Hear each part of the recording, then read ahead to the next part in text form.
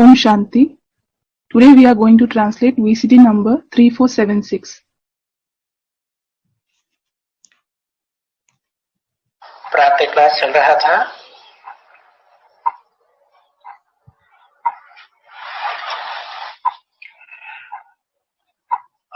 July 1968। The morning class dated 18th July 1968 was in progress.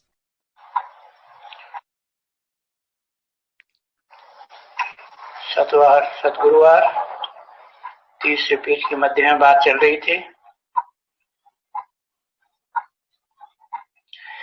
जो गाया जाता है तुम माता पिता हम बालक तेरे। On Thursday, we were discussing the topic of the middle of page 3. There is the praise, you are the mother and the father and we are your children. तो जानते हो कि वो तो पिता है सबका। You do know he is the father of everyone. ऐसे तो उनको माता नहीं कहा जा सकता। As such, he can't be called a mother.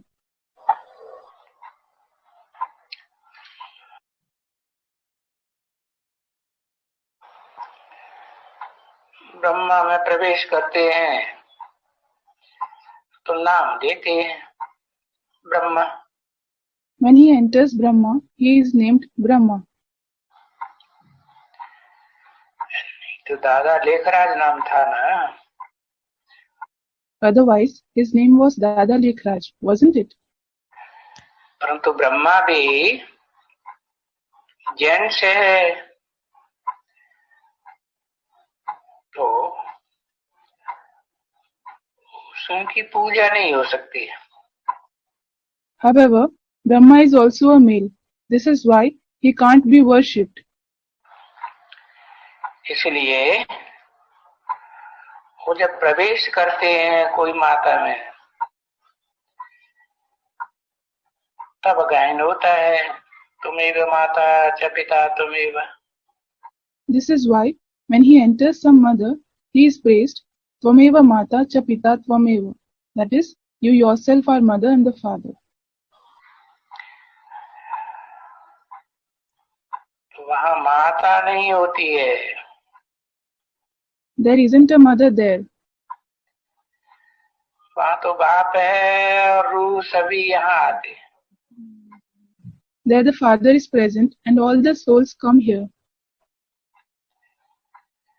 जब इकट्ठे हैं तो अभी तुम बच्चों को मालूम है कि भाई भाई है।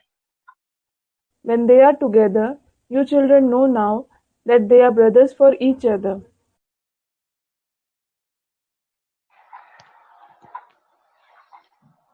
और बाप है ऊपर में।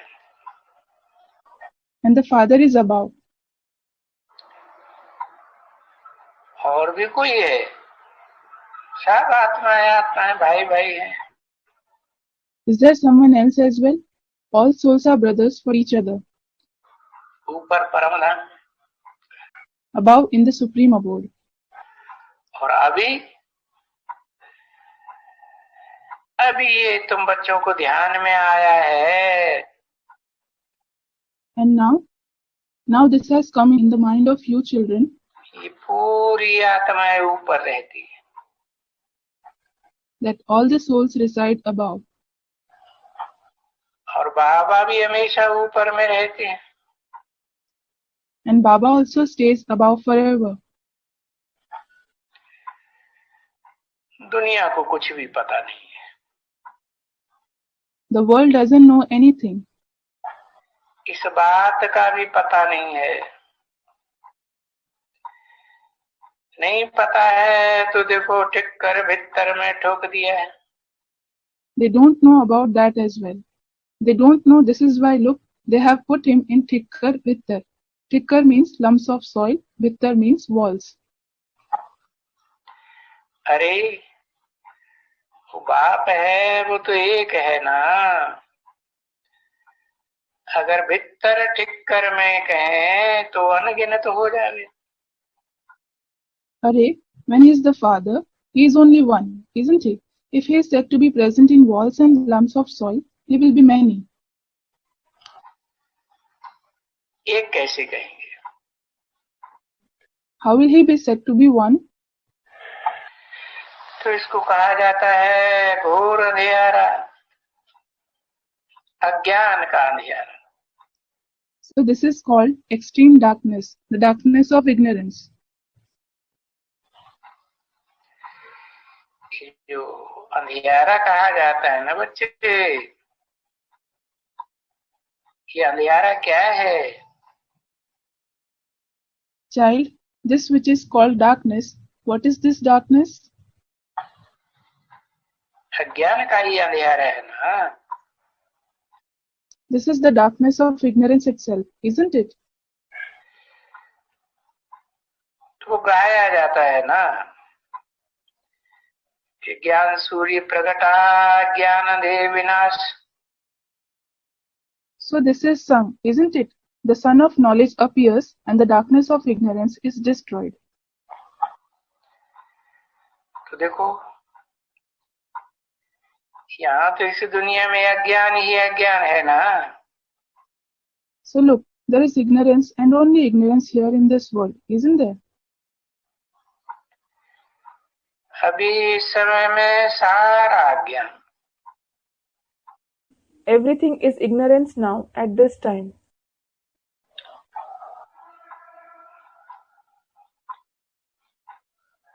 अज्ञान भी है और रावण राज्य भी है. There is ignorance as well as the kingdom of Ravan. और रावण राज्य के कारण विकार भी है. And there are vices too because of the kingdom of Ravan. बाप ने समझाया बच्चे, रावण राज्य वहां नहीं होता है नई दुनिया में. The father has explained, children, there isn't the kingdom of Ravan there in the new world. इसलिए वहां कोई विकार भी नहीं है. This is why there isn't any vice either. विकार नहीं है, देह अभिमान भी नहीं है. There isn't any vice and there isn't any body consciousness either. वह तो सब आत्माभिमानी. There everyone is soul conscious. ये बात बाप ने हमको अच्छी तरह से समझाई है. The father has explained this to us very nicely. आत्मा को ये ज्ञान होता है कि हम आत्मा छोटी है. The soul has the knowledge that we souls are small. फिर आत्मा को जो शरीर मिलता है तो कहते हैं बच्चा है, फिर जवान है. When a soul receives a body, it is said, he is the child, he is young man. अभी तो ऐसे ही आत्मा को ज्ञान है ना. Now the soul has knowledge in the same way, doesn't it? फिर जब ये बड़ी आत्मा का शरीर बड़ा होता है, तब जब उस समय आता है उसको शरीर छोड़ने का आपे ही. When the body of a big soul grows old, it has a thought of leaving the body on its own. ऐसे नहीं वहां कोई रहते हैं तो भाई ये कहेंगे कि मर गया. नहीं. It isn't that someone lives there. Brother, it will be said that he has left the body. No. मृत्युलोक में तो मर जाते हैं, अमरलोक में कोई मर गया ये कैसे कहेंगे? People certainly die in the mortal world. How can it be said that someone died in the Amarlok? क्योंकि है ही अमरलोक, तो वहां बदली करते हैं. It is because it is the Amarlok, that is the abode of immortality. So they change there. एक शरीर छोड़ दूसरा लेते हैं और खुशी खुशी से लेते हैं, समझे ना? They leave one body and take another, and they take it happily. You did understand, didn't you? ये भी शरीर है, अब इनको ज्ञान होता है शरीर का, तो तुम बच्चों को ज्ञान होता है आत्मा का। Now this body, now they have the knowledge of the body, and you children have the knowledge of the soul. आत्मा को पता चलता है कि ये मेरा शरीर है। The soul comes to know this is my body. अभी पूरी आयु पर आते हैं, आया हो गया। Now when the age completes and it's over. पूरी आयु हो गई, अब ये शरीर कोई काम का नहीं रहा, सारा शरीर तमो प्रधान बन गया। The age has completed, now this body is of no use, so the whole body has become tamo pradhan. इसलिए ये शरीर मुझे छोड़ना है, नया लेना। This is why I have to leave this body. I have to take a new one. इसलिए मिसाल देते हैं सन्यासी। This is why the sannyasis give an example. पर ये मिसाल बाप का दिया हुआ है।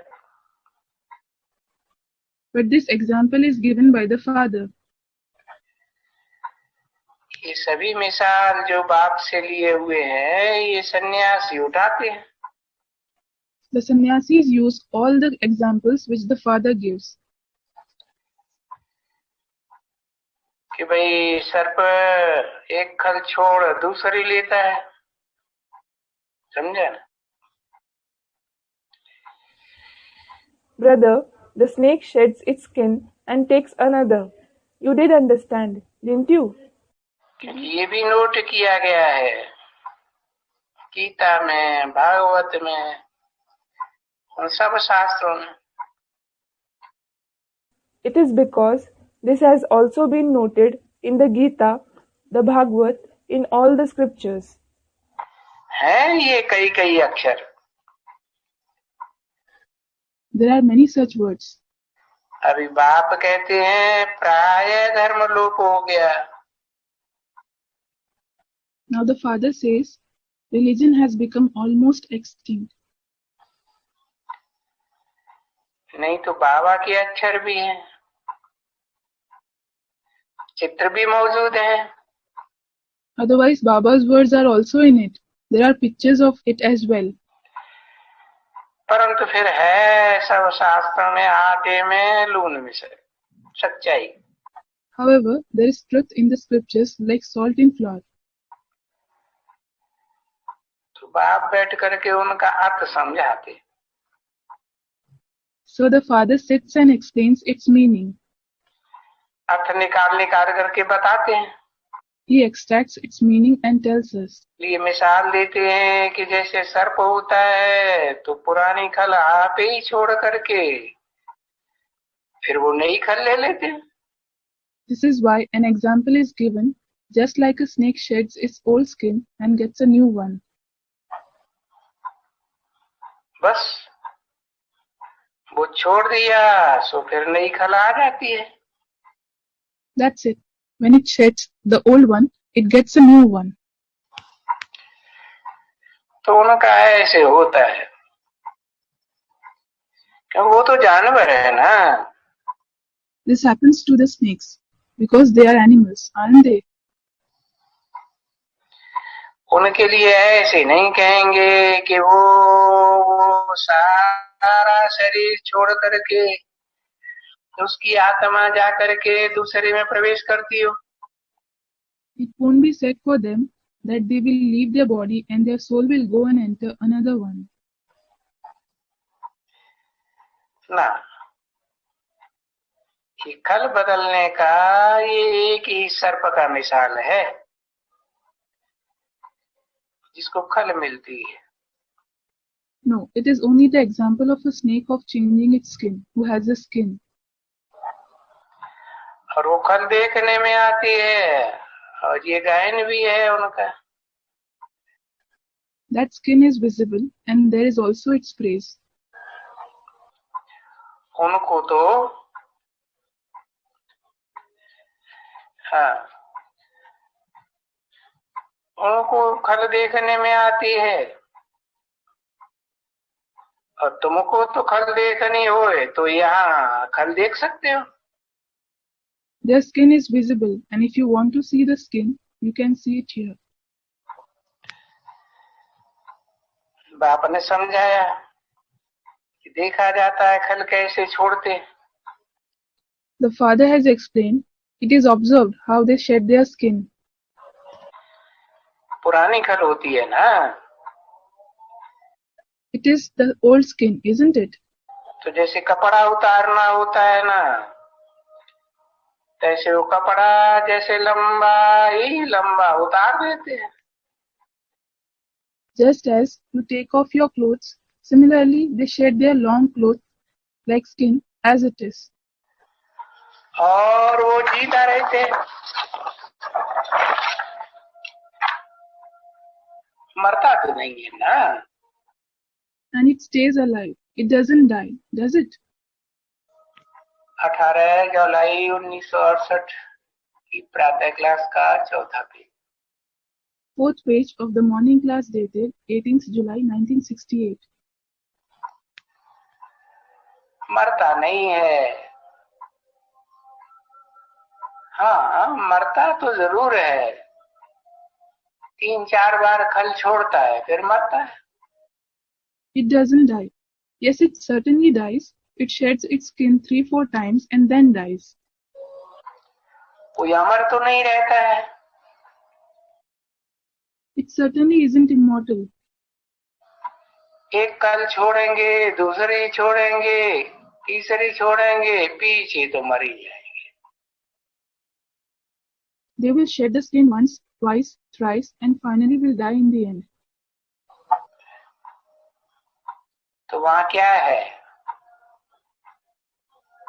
बाप ने समझाया कि वो खल छोड़ते रहते हैं. So what is there? The father has explained. They continue shedding their skin. छोड़ते रहते हैं. पीछे फाइनल खल तुम्हारी 21 जन्म चलती है. They continue leaving it. Later, your final body continues for 21 births. एक खल छोड़ते, दूसरा लेते, तीसरा लेते. यहाँ तो वो नहीं होता है. फिर You leave one body, take on a second one, and a third one. This doesn't happen here. फिर ये शरीर खत्म हो जाता है, काल खा जाता है. Then this body finishes. Death devours it. गर्भ में तो वो जाते हैं, ऐसे नहीं कि नहीं जाते. They enter a womb. It isn't that they don't enter. परंतु वो जानते हैं कि अभी हमको गर्भ में जाना है. समझा ना बच्चे? But they know that they have to enter a womb. You have understood, haven't you, child? वो जो मिसाल है तो सर्प के लिए है. That example is for the snake. तो वो सर्प कोई गर्भ में नहीं जाते. Those snakes don't enter a womb. नहीं, वो मिसाल देते हैं कि शरीर कैसे बदलते हैं आप ही. They give an example how they change the body on their own. वो भी गर्भ में जरूर जाता है. It also enters a womb. ऐसे नहीं कि सर्प नहीं जाता है. It isn't that a snake doesn't enter. ये भिखारी नमूने नहीं जाते हैं वहां गर्भ में। These don't enter the womb there like the vicious ones. हाँ तो योग बल है ना, आत्मा की स्थिति रहती है। There is yog bal there. There is soul conscious stage there. तो योग बल से जाते हैं, इसलिए कहते हैं कि वो अमर है। So they go through yog bal. This is why it is said that they are immortal. आप ही हम बैठे हैं, अभी बुढ़ा हो गया हूँ, आत्मा कहती है बुढ़ा हो गया हूँ, शरीर पूरा हो गया। We have sat on our own. I have grown old. The soul says, I have grown old. साक्षात्कार हो गया है। The lifespan of the body has completed. I have visions. मैं अभी जा करके छोटा सा बालक बनूंगा। I will go and become a small child now. तो गोया आप ही शरीर को छोड़ करके आत्मा भाग करके जा करके वो छोटे से बालक में प्रवेश करती है। It is as if the soul will leave the body on its own, run and go and enter a small child. वे जो गर्भ में प्रवेश करते हैं, वहां नई दुनिया में तो उस गर्भ को गर्भ महल कहा जाता है। So they enter a womb. So that womb is called the palace-like womb there in the new world. क्यों महल कहा जाता है? Why is it called a palace? क्योंकि उनको कुछ पाप तो है नहीं, जो पाप भोगे और गर्भ जेल कहा जाए। It is because they don't have any sins, so that they suffer sins, and it would be called the jail-like womb. इसलिए वो महल कहा जाता है। This is why it is called a palace. तो महल में, गर्भ महल में बड़े आराम से रहते हैं। So they live very comfortably in the palace-like womb. कोई भी दुख की बात कुछ होती नहीं। There is nothing related to sorrow there at all. क्योंकि माँ को भी दुख नहीं होता है, बालक को भी दुख नहीं होता है। You have understood, haven't you? It is because the mother doesn't have sorrow as well as the child doesn't have sorrow. वो तो उनका हिसाब किताब ऐसा रहता है, दुख की बात ही नहीं। So their account is such. There is no sorrow. और ना वो माता कोई ऐसा गंद खाती है। Neither does the mother eat something dirty जिससे वो अंदर में बीमार हो जाए, दुख सहन करना पड़े। because of which the child falls sick inside the womb. It has to suffer sorrow. यहाँ तो माताएं बहुत गंद खाती है। Here, the mothers eat a lot of dirt. उस गंध का असर उस बच्चे को भी पड़ता है, अंदर ही अंदर। So that affects the child as well inside the womb. तो बाप बैठ करके वहां नई दुनिया की रस्म भी थोड़ी समझाते रहते हैं बच्चों को कि तुमको अभी से अपने नए धाम में जाना है। So the father sits and also keeps explaining to the children the tradition of the new world a little, that you have to go to this new abode of yours now. क्यों? दुनिया तो वही है, बदलती है। जैसे और जरूर बदलेगी ना बच्चे। Why? The world is the same. It changes. Child, just as it will certainly change some more, won't it? नई से कोई चीज पुरानी तो होगी ना. Something will certainly become old from new, won't it? तो हर एक चीज बदलती जरूर है. So everything certainly changes. देखो, एक झाड़ के कितने बीज निकलते हैं. Look, one tree produces so many seeds. और उस एक झाड़ के बीज कितने जास्ती होते हैं. And there are so many seeds of that one tree.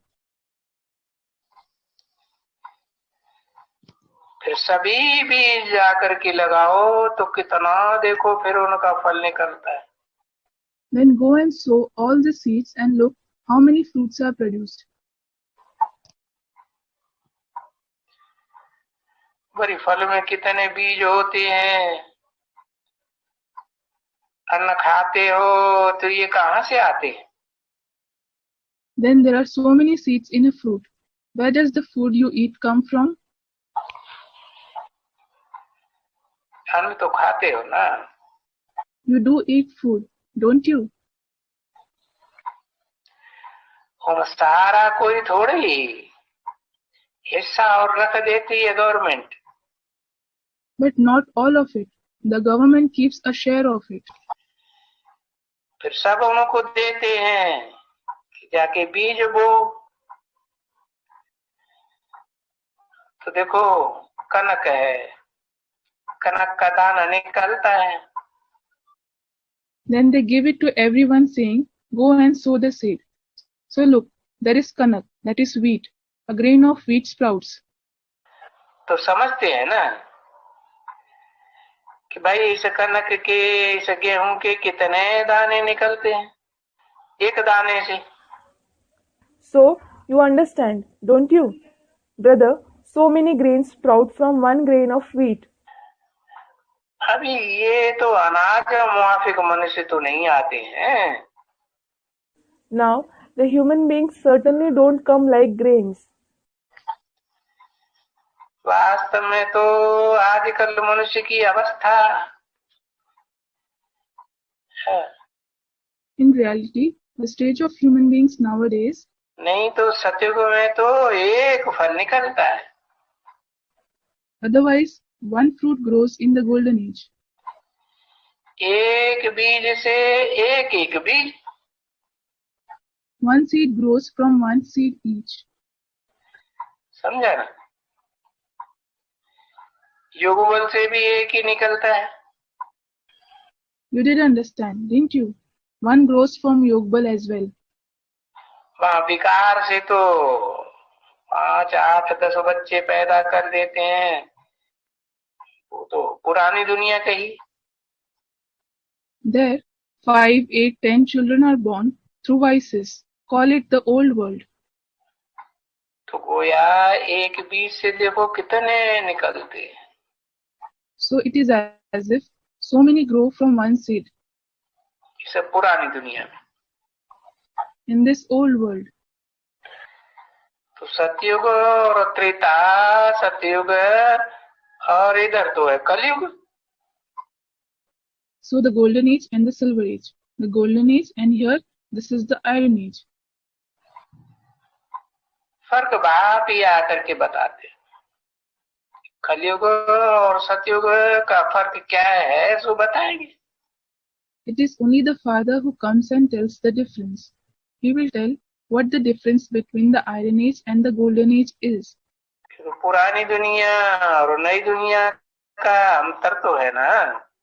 It is because there is a difference between the old world and the new world, isn't there?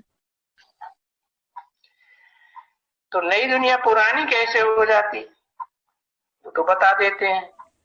So, he explains how the new world becomes old. कि तुम कैसे जाकर के जन्म लेते हो. 84 जन्मों का समझाई दिया. How you go and are born. The 84 births are explained. तो ये भी समझाई देते हैं कि मीठे मीठे बच्चे जानते हैं कि अभी बाबा परम धाम में नहीं है. So, this is also explained that the very sweet children know that Baba isn't in the Supreme Abode. जैसे हम भी परम धाम में नहीं है. In the same way, we too aren't in the Supreme Abode. यहाँ आकर के शरीर लेते हैं. We come here and take on a body. तो परम धाम में तो वो जगह खाली हो जाती है ना बच्चे. So child, that place becomes vacant in the Supreme Abode, doesn't it? जैसे बाप भी जाते हैं. यहाँ तुम बच्चों को पढ़ाने के लिए आते हैं तो जरूर वो जगह तो खाली हो जाती हो. Just as the father goes, he comes here to teach you children. So definitely that place must be becoming vacant. क्योंकि फिर जाएंगे तभी वो जगह जाके भरेंगे. It is because he will occupy that place only when he goes back.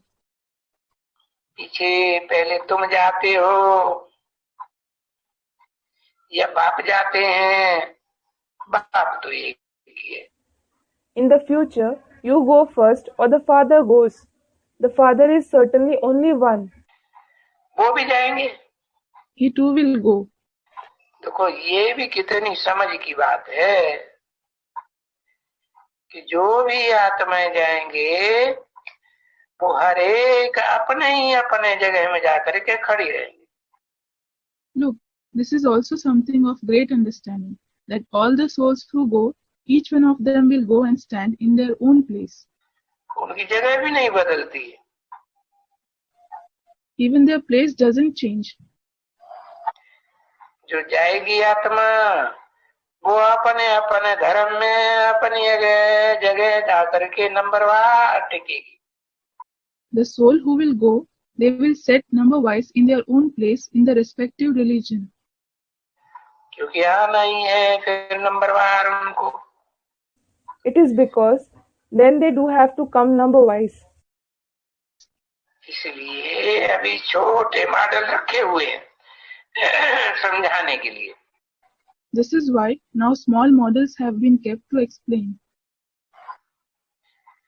उनकी मूल वतन की समझाने के लिए मॉडल है. Their model is to explain about the soul world, that is Mool Vatan. क्योंकि बच्चों को बताया कि वहाँ देवी देवता धर्म की सेक्शन अपनी है और दूसरे दूसरे धर्मों की सभी धर्मों की सेक्शन अपनी अपनी है. It is because it is explained to the children that the section of the deity religion is separate and the section of the other religions of all the religions is separate. 18 जुलाई 1968 की प्रातः class का 5वां page. 5th page of the morning class dated 18th July 1968. तो ये तो बच्चे समझ गए हो कि जब भी अपनी देवी देवता जो धर्म है तो पहले नंबर में तो वो ही आएंगे ना. नंबर वारी सब आते हैं. So you children have certainly understood that whenever our deity religion, it is they who will come in the first number, won't they? Everyone does come number-wise. तो नंबरवार आएंगे तो नंबरवार जा करके रहेंगे. So they will come number-wise and will go and stay number-wise. नंबरवार ही जाएंगी ना. क्योंकि तुम भी जब यहाँ नंबरवार स्कूल में पढ़ते हो पास होते हो तो अपने उन मार्गों के हिसाब से तुम जा करके वहाँ अपनी जगह लेते हो. They will definitely go number-wise, won't they? It is because when you two study number-wise in the school here and pass, you go and take your place there according to your marks. पर वो तो तुमको घड़ी घड़ी अनेक प्रकार के इम्तिहान लेने होते हैं. But you have to take those various kinds of examinations repeatedly. और ये तो है बाप की बेहद की पढ़ाई. एक ही दफा में, और पिछाड़ी में इम्तिहान भी जरूर होता है नंबरवार, सबका नंबरवार। And this is the unlimited study of the Father. You study it just once and definitely there is an examination number-wise later. It is number-wise for everyone. सो देखो वो कितना वो होगा, वो तुम्हारी आत्माओं का सिजरा। क्या कहते हैं सिजरे को? किसी ने कहा geological tree. So look, how many Sijra will there be of you souls? What do you say for Sijra? Someone said genealogical tree. हाँ, अंग्रेजी में geological tree. Yes, it is genealogical tree in English. तो जैसे तुम्हारा झाड़ यहाँ है, ऐसे तुम देखा है कि तुम्हारा झाड़ भी वहाँ ऐसे ही है। So, just as your tree is here, similarly, you have seen your tree is also the same there. और सेक्शंस भी ऐसे ही हैं। And the sections are also the same. क्योंकि ये भी तुम बच्चों ने दिव्य दृष्टि से देख कर करके और फिर यहाँ आकर के ये मॉडल बनवाया है। It is because you children have seen this too through the divine visions and have this model made here after coming. कि तो बाप ने समझाया कि ये तो बहुत थोड़े में ही होंगे। The Father has explained that this will be in very little place. कोई बहुत जास्ती जगह नहीं लेंगे। It won't take a lot of place. आत्माएं इतनी सी, और तुम्हारा शरीर तो इतना बड़ा। The souls are so tiny and your body is so big. आत्माएं जाकर के वहां बैठेंगी ऊपर में थोड़ी सी जगह में। So the souls will go and sit above in very little place. ऐसे नहीं कि एक आत्मा यहाँ तो देखो कितना जगह है। It isn't that one soul will, here, look, there is so much place here. है। और आसमान में देखो स्टार्स हैं, वो कितने नजदीक नजदीक हैं कोई तो। And look at the stars in the sky. Some of them are so close to each other. तो यहाँ आत्माएं भी जगह में नजदीक जाके रहती है। So here souls also stay close to each other. और वो नजदीक रहती हैं तो शोभेंगी भी ऐसे ही। And when they stay close to each other, they will also look graceful this way. वहाँ झाड़ बन जाता है ना आत्माओं का। तो जब नजदीक में जाते हैं, हाँ, तो फिर देखो वो झाड़ कितना छोटा होगा वहाँ। There, a tree of the souls is formed, isn't there? So when they stay close to each other, so look how small the tree would be there. Om Shanti. Om Shanti.